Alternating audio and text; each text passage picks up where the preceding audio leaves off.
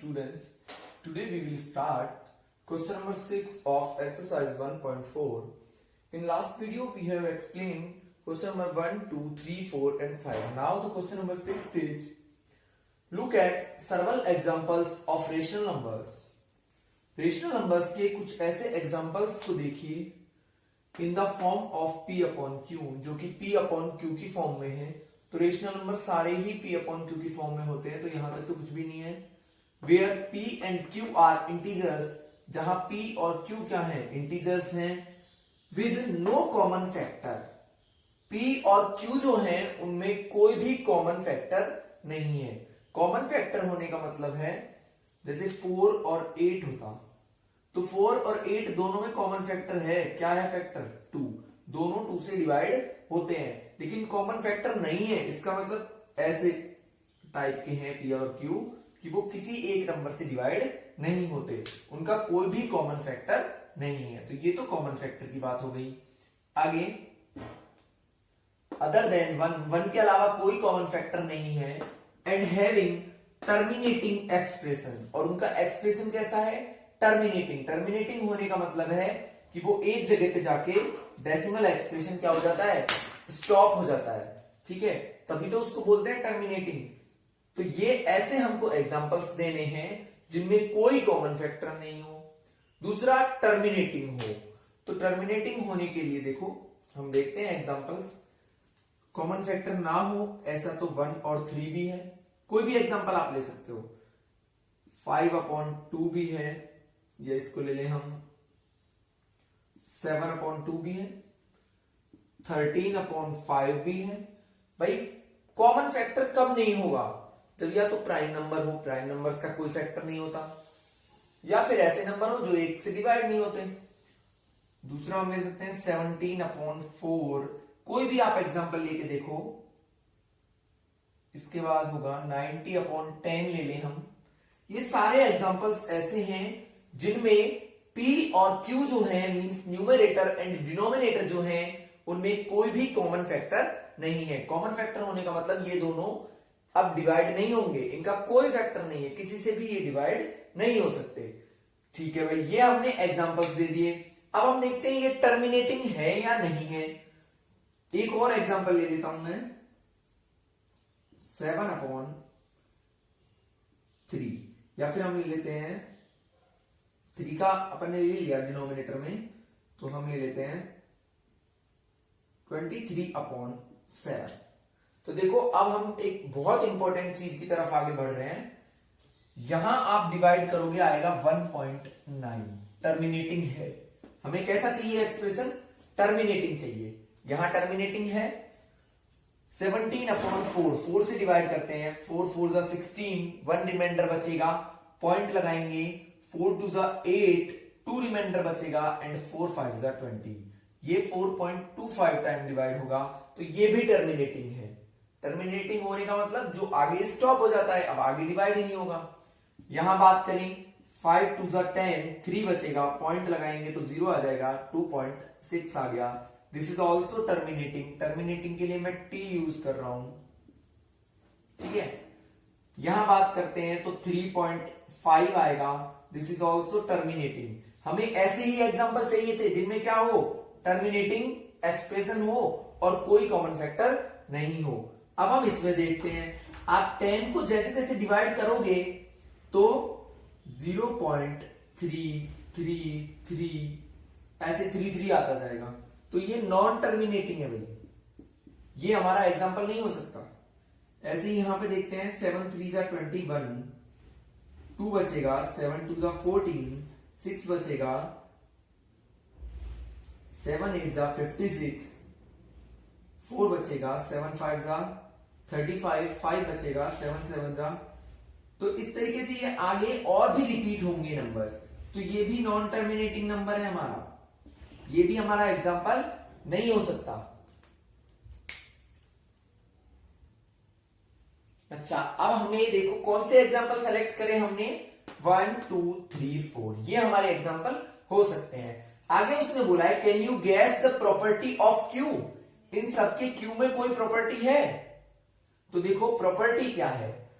इनका जो डिनोमिनेटर है इनके जो डिनोमिनेटर हैं वो या तो 2 से डिवाइड होते हैं या 5 से डिवाइड होते हैं। इनके जो डिनोमिनेटर हैं, डिनोमिनेटर क्या है, q is a multiple of 2 और 5। 2 और 5 में से किसी एक का मल्टीपल होना चाहिए, तभी ऐसी कंडीशन हमारी आ सकती है, अदरवाइज ऐसी कंडीशन पॉसिबल ही नहीं है। हमने अलग भी लेके देखा था, लेकिन उस कंडीशन में पॉसिबल नहीं है। तो हमारी Q की प्रॉपर्टी क्या आ गई कि 2 और 5 का वो एक मल्टीपल होगा। तो ये आप नोट कीजिए।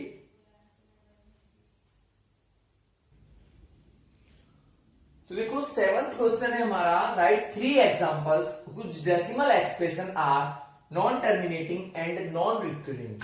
तो आपको मैंने नॉन टर्मिनेटिंग तो बता रखा है कि जो आगे एक्सप्रेस ही नहीं होता, सॉरी जो कंटिन्यू आगे बढ़ता रहता है, कभी रुकता ही नहीं है, स्टॉप नहीं होता। नॉन रिक्यूरिंग का क्या मतलब है, नॉन रिक्यूरिंग का मतलब है फॉर एग्जांपल ऐसे आ जाए 0.10, फिर आएगा 100, फिर आएगा 1000, फिर 10000। इस टाइप के जो एग्जांपल्स होंगे वो हमारे क्या होंगे, नॉन टर्मिनेटिंग है कि ये स्टॉप भी नहीं हो रहा, और नॉन रिक्यूरिंग भी है। रिक्यूरिंग होने का मतलब इंक्रीज होते जा रहे हैं इसके जो पार्ट हैं, रिपीटेड वाले पार्ट इंक्रीज भी होते जा रहे हैं। ऐसा ही कोई और ले सकते हो, 2000, 2000, इस टाइप के एग्जांपल्स आपके बहुत सारे बन सकते हैं। 720, 7200, 72000, इस तरीके से ये हमारे 3 एग्जांपल्स कोई भी आप ले सकते हो जो कि नॉन टर्मिनेटिंग है एंड नॉन रिकरिंग एलिमेंट्स हैं। तो ये हमारा 7th क्वेश्चन हो गया। इसके बाद हमारा नेक्स्ट जो 8th है वो हम करते हैं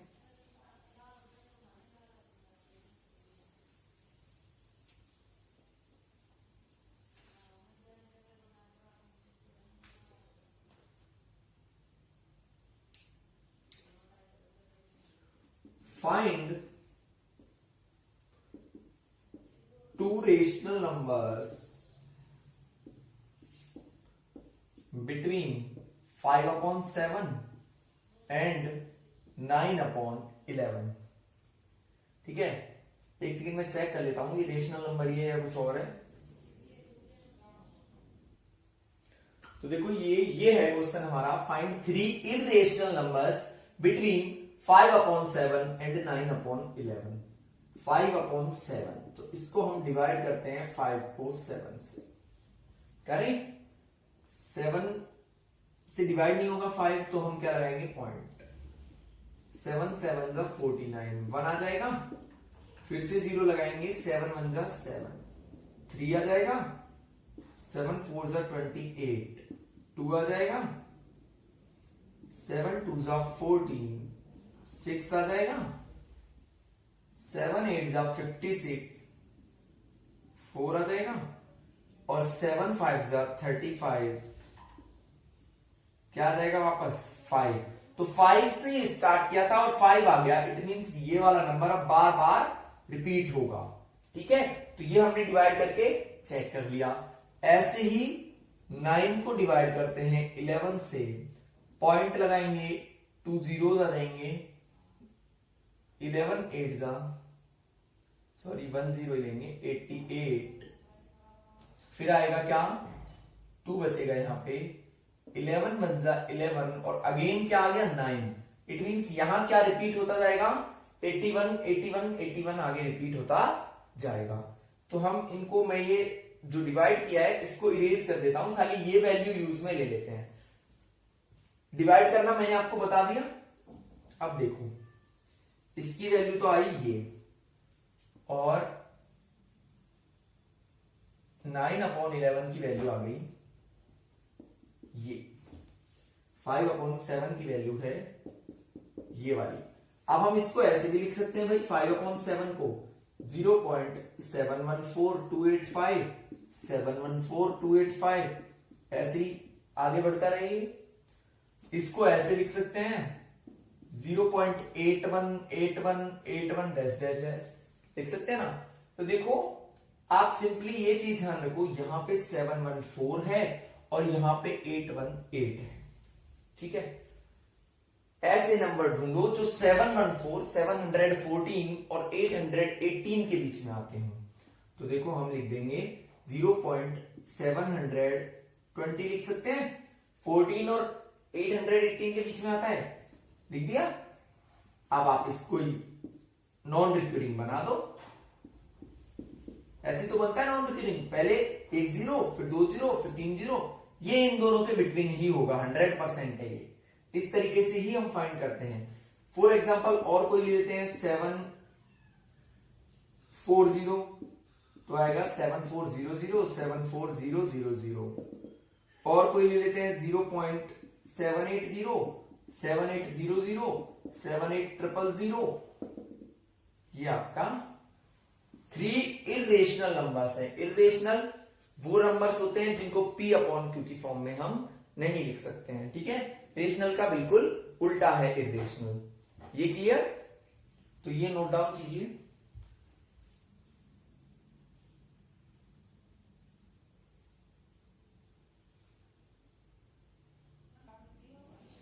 Yes, the last question of this exercise is classify following as rational or irrational numbers। तो देखो हम रेशनल और इरेशनल नंबर फाइंड करेंगे। इसको अभी ये लेंथी है थोड़ा, इसको छोड़ रहा हूं। ये 225 का अंडर रूट क्या होगा?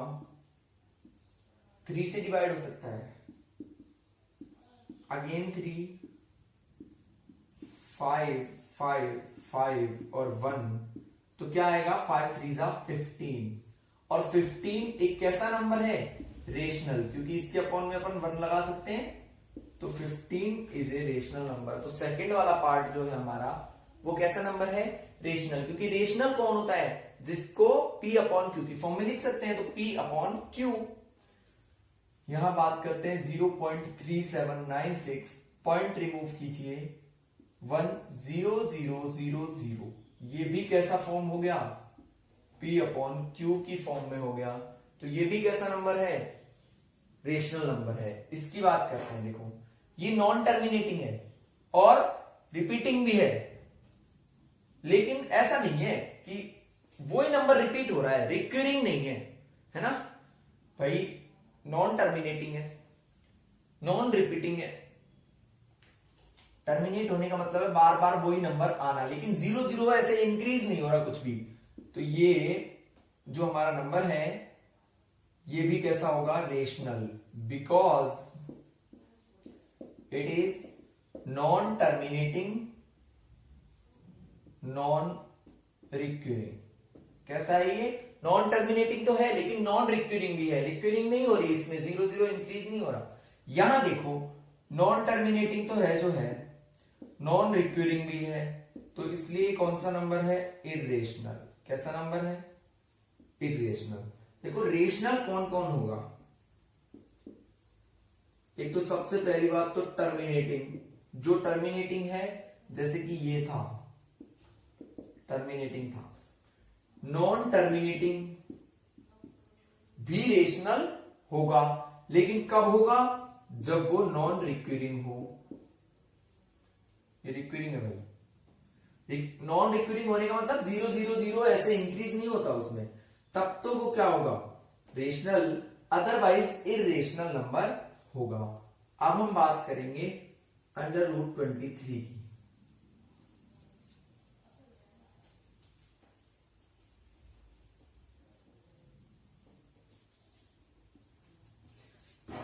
देखो अंडर रूट 23 की अगर हम वैल्यू फाइंड करना चाहेंगे तो ये लगभग 17-18 डिजिट्स तक आती है।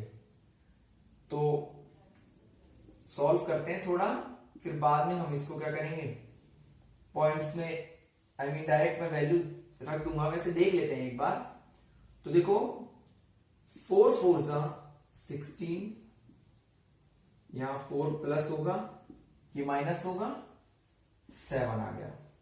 पॉइंट लगाएंगे, पॉइंट के बाद कितने आएंगे? 700, क्योंकि पेयर लेते हैं हम। 8 आ गया। अब यहां क्या रखें और यहां क्या रखें? तो देखो 85 5 नहीं हो सकता, 89 9 क्या होता है?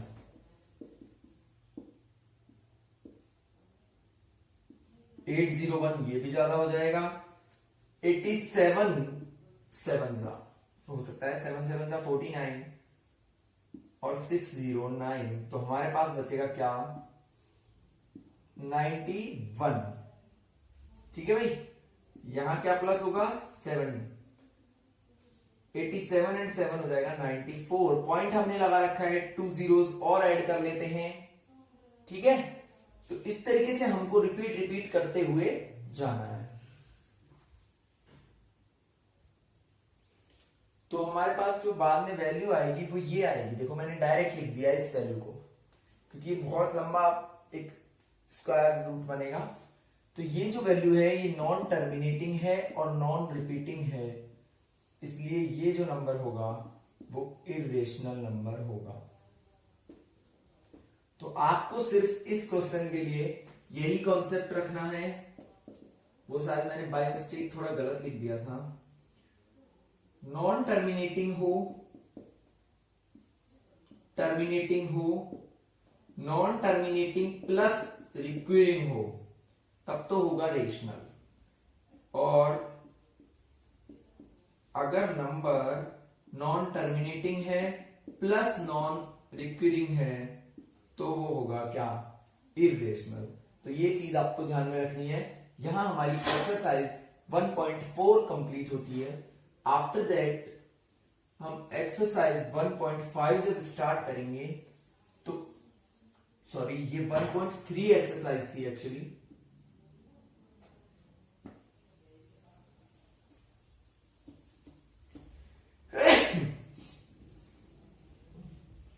तो आपको 1.4 अब हम स्टार्ट करेंगे। उसमें हमें क्या करना है, number line, we have to represent the rational और irrational numbers on number line.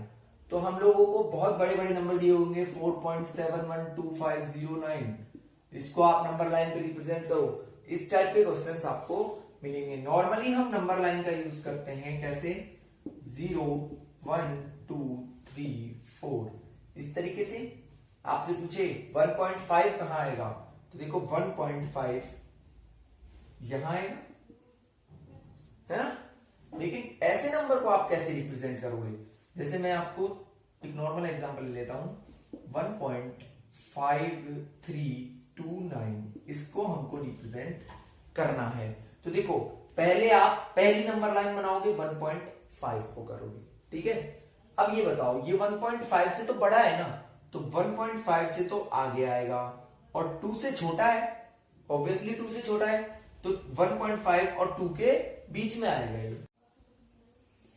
तो यहां पे देखो आपको क्या करना है, 1.5 हमने इसको रिप्रेजेंट कर दिया 1.5 को, लेकिन एक एक डिजिट को रिप्रेजेंट करेंगे अलग अलग नंबर लाइन से। तो देखो अभी तक हमको बड़ी नंबर लाइन चाहिए थी, अब हम कौन सी लेंगे, 1.5 हो गया।